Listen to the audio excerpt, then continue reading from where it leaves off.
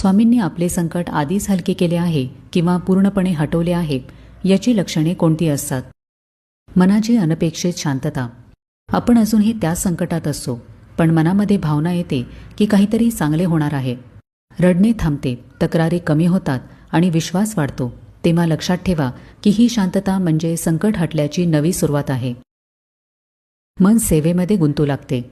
जेव्हा आपले मन भक्तीमध्ये रमलेले असते तेव्हा ही सेवेची ओढ कुठल्याही अनिष्ट विचारांना, परिस्थितींना किंवा कर्मफळांना आपल्या जवळ येऊ देत नाही.